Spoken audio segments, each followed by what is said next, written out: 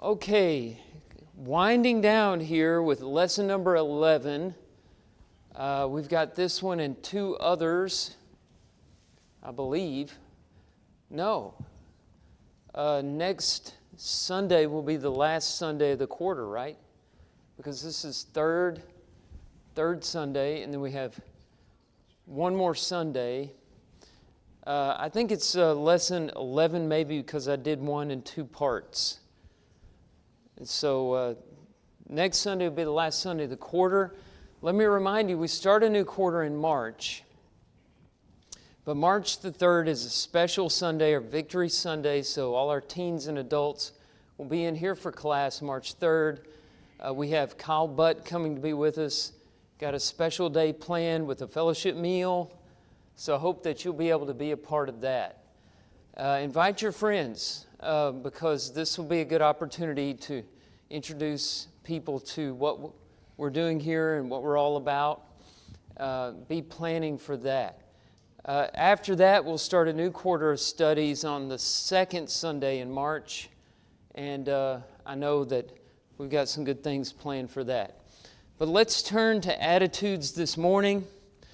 And we're going to talk about the problem of comparison. Overcoming comparison. And I'm just going to start with a few cautionary tales. Because throughout the Bible, you see people getting in trouble, comparing themselves to others, instead of focusing on themselves and what they need to change and what their value is and their place in the world and their role. And it starts all the way back at the beginning in Genesis 3. Let's turn over there. This is the first sin, of course, ever committed. And part of the problem was Eve was tempted to compare and want what someone else had.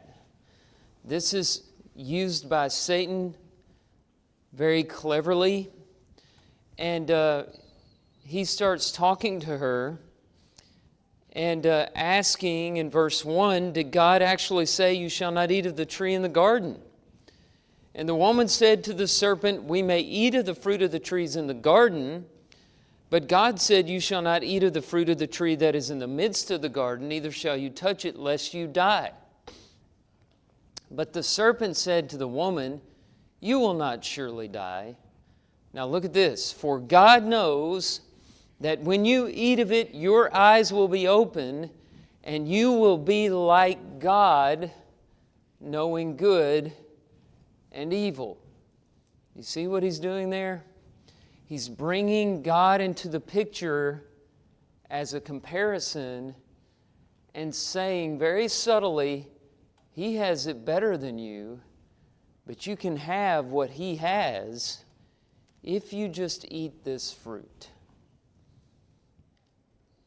And the moment she started getting into that business of comparing, she started being dissatisfied with herself and her own capabilities and started seeking out someone else's nature, which she really couldn't have. She had no access to. Next chapter, you have Cain and Abel. The first murder. Why was it that Cain murdered his brother Abel? Because when their sacrifices were compared, Cain's fell short, and he couldn't get his mind off his brother, and it turned into a rivalry. We could read what is said there in Genesis 4, but I like the commentary in 1 John chapter 3 because it shows the comparison very clearly. 1 John chapter 3, verse 12. We should not be like Cain, who was of the evil one and murdered his brother. And why did he murder him? Because his own deeds were evil and his brother's righteous. That's why it happened. There was a comparison. He saw that his were evil, his brothers were righteous. And he, instead of repenting and changing, he eliminated the rival. Let's go to 1 Samuel chapter 8. Here's another example. Until the days of Samuel, Israel was led by God in what you would call a theocracy, God at the center of the government. He was the king. He would raise up judges as deliverers. Samuel was the last of these judges. He was the first of the prophets, but the elders of Israel became dissatisfied. Let's look at 1 Samuel 8, verse 4. All the elders of Israel gathered together and came to Samuel at Ramah and said to him, Behold, you are old, and your sons do not walk in your ways. Now appoint for us a king to judge us like all the nations.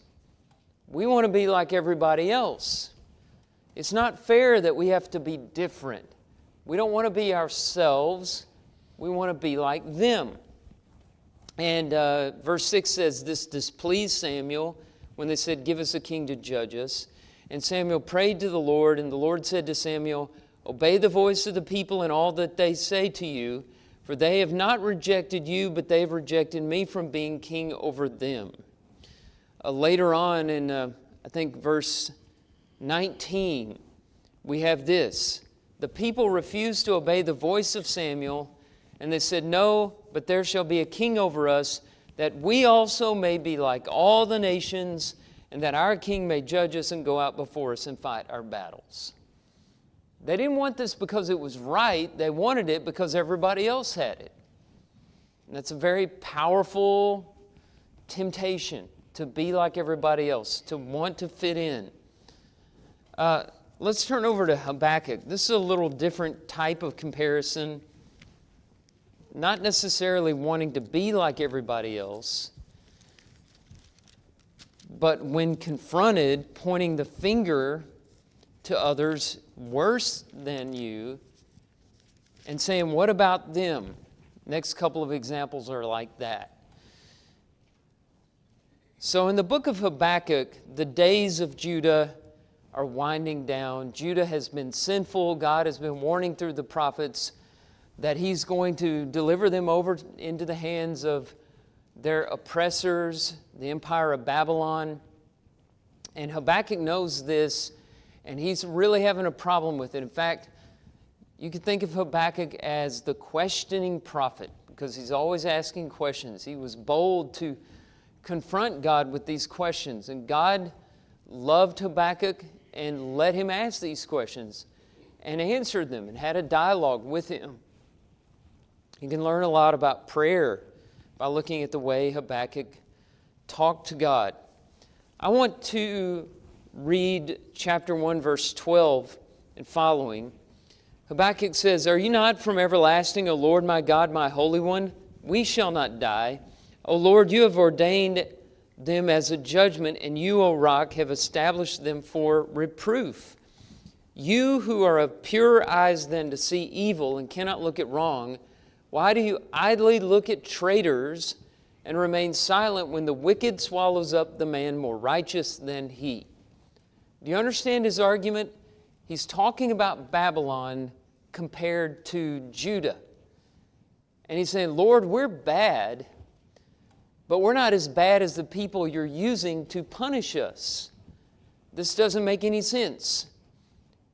I mean, eliminate the worst people first and work your way up is kind of the rationale that Habakkuk has here. But God sees Judah as a special people, and He's wanting to refine them, and He has His own ways that Habakkuk is trying to understand, and throughout the book he comes to a closer understanding. But right now his thinking is flawed because he's not concentrating on himself and his people, but the other people. Okay, so let's go to one last example in the New Testament, John chapter 21. You have the same kind of thing, a deflection in John 21, as Peter is confronted with some bad news, and he says, as we're all tempted to say, but what about him? Anybody who's grown up with brothers or sisters has used this strategy. It never works, but You know, you get in trouble and you point to your sister and you say, well, what about her? And the parents usually say, I'll take care of her. That's none of your business. I'm talking to you right now. So Peter learns that he is going to die a very difficult death. John 21, verse 18. I think it's important to note this is after the resurrection and after Jesus has confronted Peter about his sin of denying Christ 3 times. Jesus says, truly, truly, I say to you, when you were young, you used to dress yourself and walk wherever you wanted. But when you are old, you will stretch out your hands, and another will dress you and carry you where you do not want to go.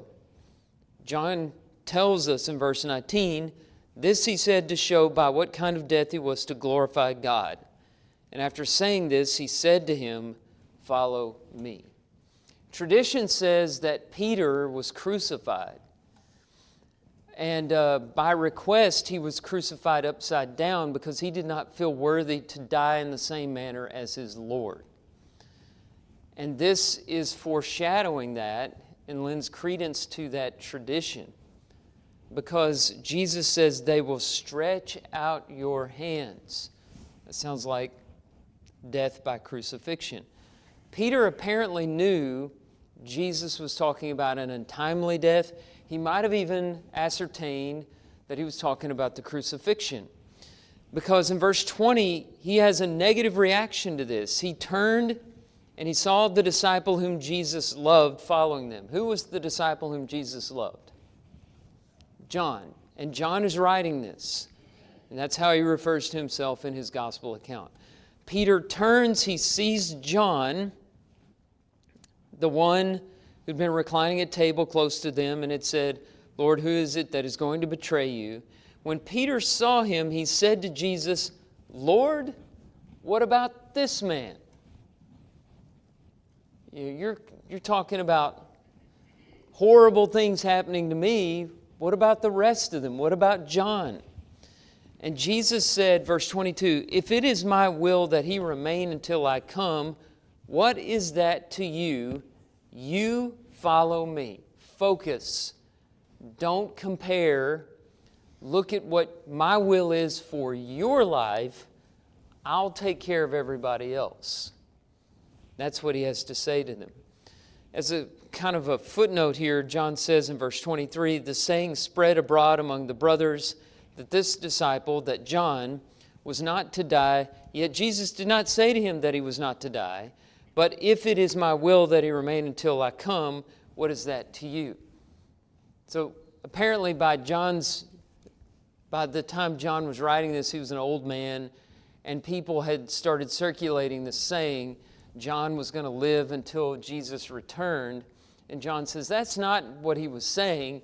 He was trying to get Peter focused back on himself and saying, that's none of your business. If, and it's a hypothetical, if he were to remain until I came back, that's none of your business. I'm talking about you. So comparisons can often get us off focus from what we need to be doing, what God's will is for our lives. And that's why we have this statement in 2 Corinthians chapter 10, verse 12. Paul is talking about his critics there who are self-righteous, and they're constantly criticizing him to others and talking to the church at Corinth about Paul's problems and why they shouldn't listen to Paul. He says, not that we dare to classify or compare ourselves with some of those who are commending themselves when they measure themselves by one another and compare themselves with one another, they are without understanding. What's another word for without understanding? Unwise, ignorant, fools. No basis, without any basis. So, with all of that said in the introduction, is it smart to be looking at the other guy? maybe if you're looking for their needs and how you can help them, but in ascertaining your own value and worth, is it a good idea to compare? No, it's not. Why do we do it though? Well, here's the psychology behind it. It starts out with dissatisfaction with life. You're unhappy, you're bored, life doesn't seem to be going anywhere, you feel aimless, despondent, maybe you're in grief. These are familiar feelings, right? So looking out from the midst of your own trials, you see others whose lives appear to be better.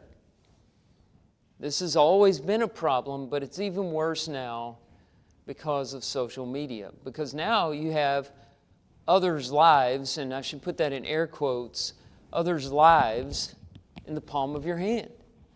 You can scroll through one life after another, and most of the people, the persona they put out there for you to see is the best version of their life. It might not even be a version of their life.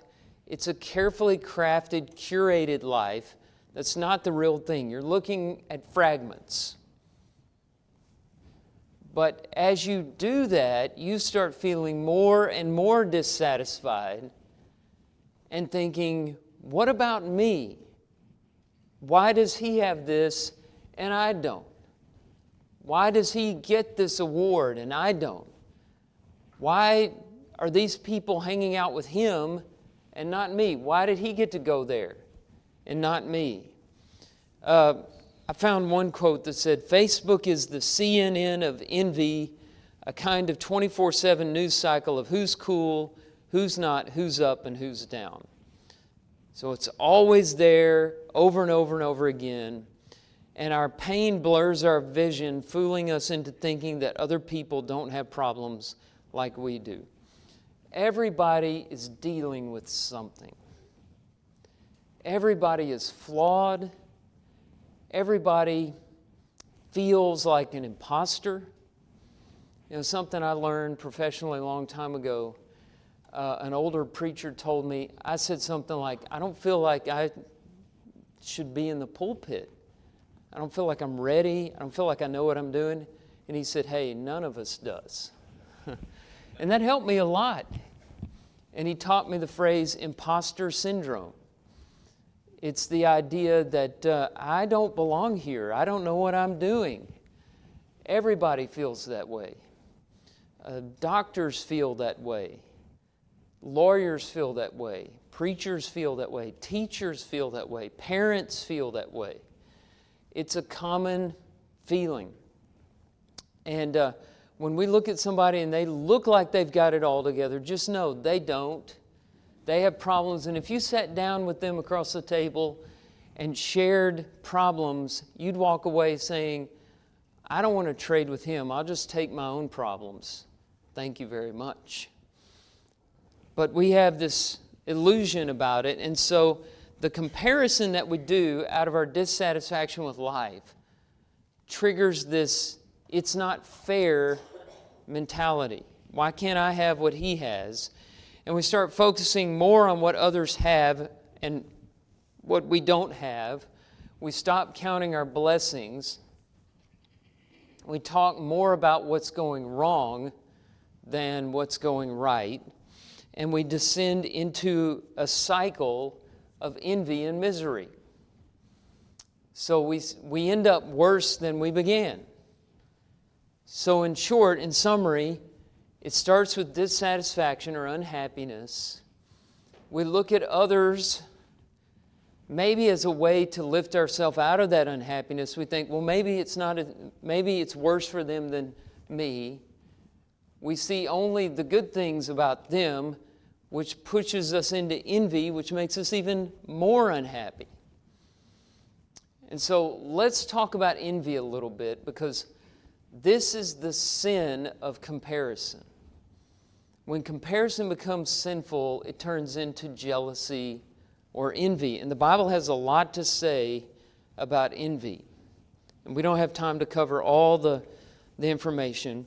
But first, a definition. Envy is not just wanting what others have, but wanting it because they have it. Advertisers know this trick. They'll put somebody who looks great using a product. You didn't know you wanted that thing. But you watch the ad and all of a sudden, hey, I didn't know this, but I need that. You don't need it. You know what you need before you see the advertisement. But they make people that look great use the product and look really happy while they're using it. And it fools you. It's triggering this human impulse toward envy. It is also the desire that they not have what I can't have. If I can't have it, nobody should have it. It's a very ugly attitude. That's what envy is. Our English word envy is pretty interesting. It looks like the word I. It evolved from the word I. And it has the sense of eyeing someone with evil intent. And you have an example of that in 1 Samuel chapter 18. We've been talking about 1 and 2 Samuel a lot in the life of David on Wednesday nights. And you may remember after David killed Goliath, the women sang them back from the battlefields, saying, Saul has killed his thousands and David his 10,000s. And 1 Samuel 18 verse 9 says, King Saul was very angry, and Saul kept an eye on David from that day on. Now that's not, I've got my eye on you, I'm watching you to make sure you don't hurt my family, or I'm watching out to make sure nobody hurts you. It's keeping an eye on you because I don't want you to have the things I can't have, or I want to have this just because you have it, not because I really need it or want it. It's envy. That's what it is. Works of the flesh. Galatians 5:19 through 21. Alongside of adultery and idolatry, reveling, you have envy. One of the works of the flesh. It is a sin. And it's its own punishment. If you measure yourself by someone else, you will be ripped apart from the inside. We can go to Greek literature for a great example of this. This is probably too small for you to read. But in Ovid's Metamorphoses, there's this passage where Minerva visits the house of envy. The character's name is Envy. And the description of the character is a description of what envy turns you into on the inside. And it's great. I mean, it's probably the best description of envy you can find, especially if you're looking for a poetic description. So this is how the creature envy is described. Stiffly she advances, and when she sees the beauty of the goddess, that's talking about Minerva, and of her armor, she cannot help but groan. See the comparison? She's looking at the other person, and it makes her groan. And makes a face and sighs a wretched sigh. Then she grows pale, and her body shrivels up. Her glance is sideways, and her teeth are black. Venom from her dinner coats her tongue. She's been eating snakes. Okay. She only smiles at sight of another's grief, nor does she know, disturbed by wakeful cares, the benefits of slumber. When she beholds another's joy, she falls into decay and rips down only to be ripped apart, herself the punishment for being her. That last part describes the punishment of evil. Herself the punishment for being her. Envy is the punishment for being envious. Go back to that list of the works of the flesh, and all of them but one promise pleasure. I mean, it's a false promise. But people get into those sins because they think it's going to make them feel better, it's going to make them happier. There's one in that list that promises no pleasure, and it's envy. And envy is its own punishment. I don't know why we're tempted to do it, but we are. Strong temptation. Let's look at some passages here. Proverbs 14, verse 30. A tranquil heart gives life to the flesh, but envy makes the bones rot. Isn't that great? I mean, that is exactly what it does. And then Proverbs 27, verse 4.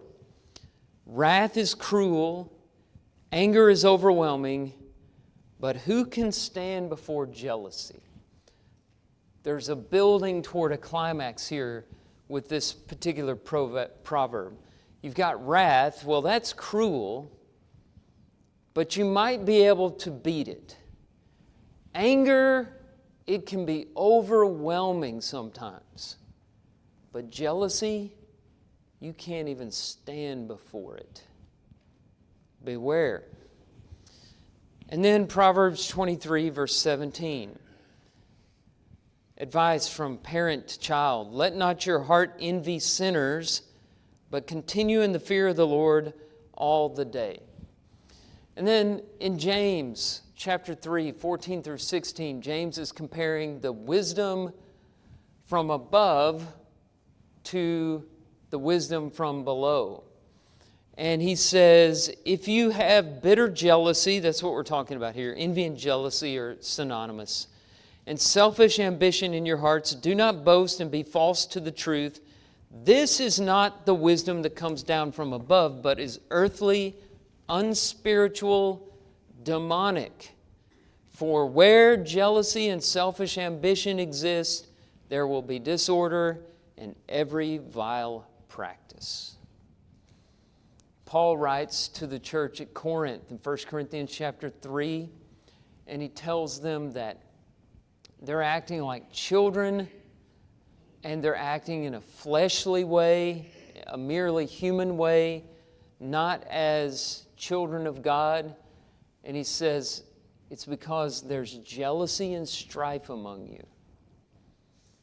Anytime you let envy, jealousy, strife creep into a congregation or into a family, it's going to destroy it from the inside out. We have to beware of comparisons. They can destroy. Okay, with all of that said, what I'd like to do now is turn to some positive steps on how to stop comparing. And again, we need this more now than ever because of social media, but it's always been a problem. So the first thing we need to do is learn the misery of self-centeredness. Selfishness makes you feel horrible. Don't give in to it. It's miserable. Another Greek myth, the myth of Narcissus. He was a beautiful young man, and all the women wanted to be with him, and he would hurt them all because he was so self-centered. And one of them prayed a prayer answered by the gods. The prayer was, "May he who loves not others love himself." So that was the curse, that he would have to love himself instead of loving others.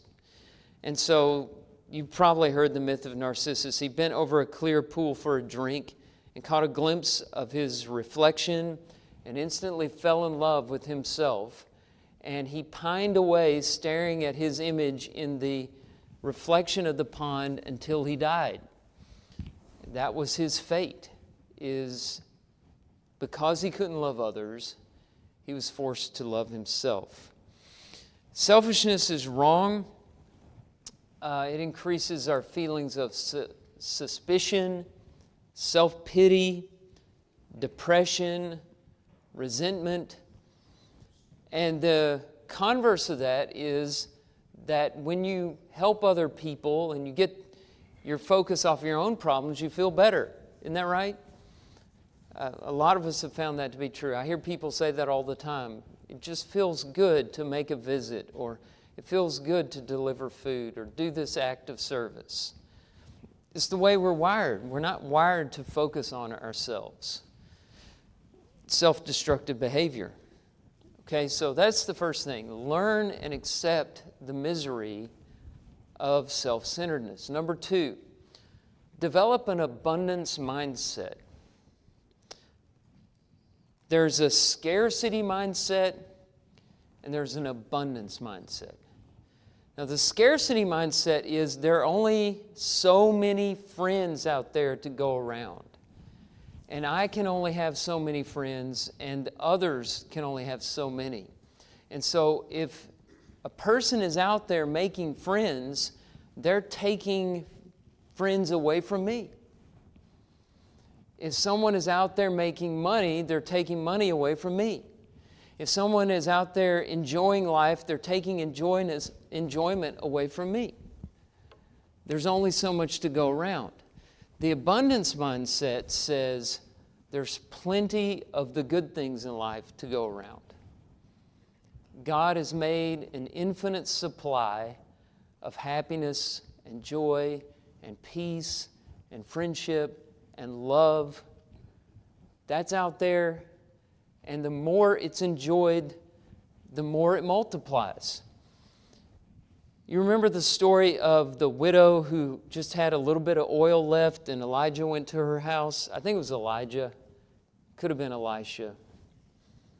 I get them mixed up. I mean, their names are almost exactly the same, right? He goes to her house. He asks for some food. She says, I just have a little bit of oil left, and I was going to make some food for myself and my child, and then we were going to die of hunger.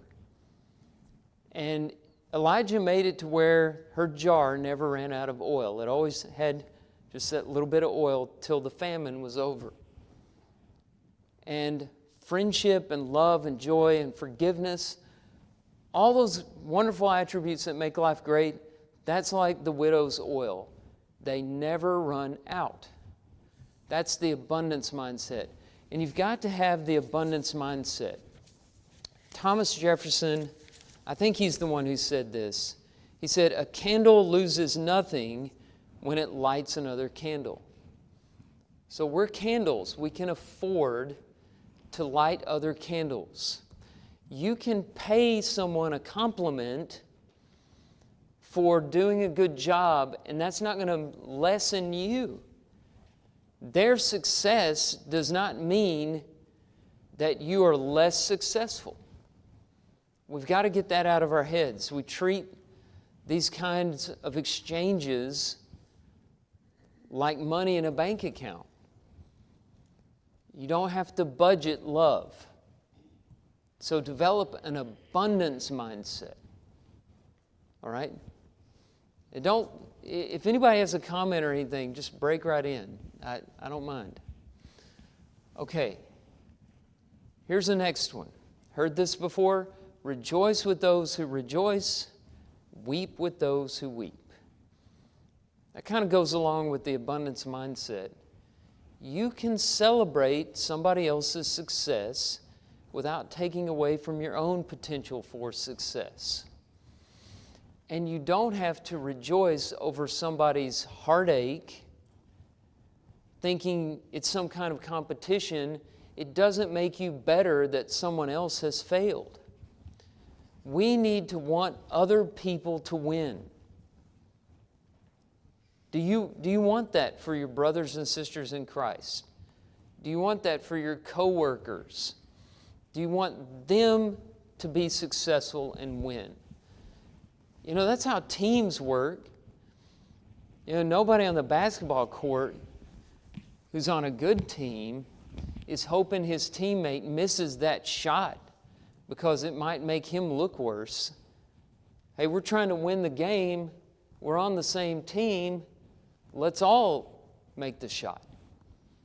Let's work together. So this is kind of a habit you have to develop. You have to start being more observant and looking for people who have successes to celebrate. We try to do that in the email update sometimes, especially with our kids when they do good and our kids do well so very often. And when we see that, we can write them a card and congratulate them, let them know how proud we are of them. And also keep an eye out for people who are really low, who are hurting, and be a friend to them. And don't let yourself think, well, when I was hurting, nobody helped me. Whenever I was sick, nobody sent me flowers. When I was in the hospital, nobody visited me. You're just going to turn into Narcissus staring into the pool. You're going to pine away until you die. That's a miserable existence. Just get your mind off of that. Because I'm going to tell you, nobody's ever going to give you the credit you're due. Okay? And if they do, they probably overinflated your ego and ruined you. You're never going to get the credit you're due until you meet God face to face. And through His grace, He says, well done, good and perfect servant, good and faithful servant. We're searching, whenever we're wanting that pat on the back, what we're really doing is searching for God's approval. He's the only one that can satisfy that need. So don't be needy and don't have to have that from other people. Be someone who gives it. And you'll be much happier that way. Okay. Next, count others more important than yourself. Did I mention that rejoice with those who rejoice and weep with those who weep comes from Romans 12:15? It's not original with me. I figured you'd heard it before. So this one also is not original with me. It's straight from Philippians 2, 3, and 4. Let's turn over there and get the whole context.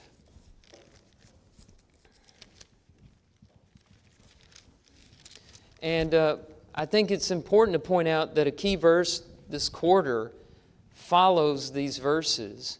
Verse 5, have this mind or attitude among yourselves, which was also in Christ Jesus. We're working toward the attitude of Jesus. But in Philippians 2, 3, and 4, Paul says, do nothing from rivalry, that's comparison, or conceit, but in humility count others more significant than yourselves. Let each of you look not only to his own interests, but also to the interests of others. This is a mindset. I'm going to train my mind to count others more significant than me. It doesn't mean they necessarily are more significant than you. That's the way you're going to look at other people. You're going to count them more significant so that you can behave the way God behaves. All right, and then finally I want to say have faith in God. A lot of this fear of losing out, missing out, a lot of the envy just comes from a lack of faith that God's going to take care of me and give me the approval I need. Let's turn over to Psalm 37. Hope I can get this in before that last bell. If I don't, y'all all know I'm just going to keep on going. But I think we've got time. Psalm 37, verse 1. Fret not yourself because of evildoers. Be not envious of wrongdoers, for they will soon fade like the grass and wither like the green herb. Trust in the Lord and do good, dwell in the land and befriend faithfulness. Delight yourself in the Lord, and He will give you the desires of your heart. Don't look for this from the world. And don't worry about evil people appearing to be successful, because they are one day going to wither in the grass. We can either trust this or we can reject it. And my advice to you is the better life is believing that last promise. He will give you the desires of your heart. All right, so we've got to overcome comparisons. Any final comments? Yes, sir. You haven't used the word peer pressure. Is peer pressure similar to or equal to comparison to others? Yeah, I think it's a part of it because you're looking at other people to determine what you should do. And we're supposed to be looking at God for that. So peer pressure is a part of this, yeah. All right, thank you. Thank you for all the kids who endured this lesson today while your teachers were away. Everybody did well.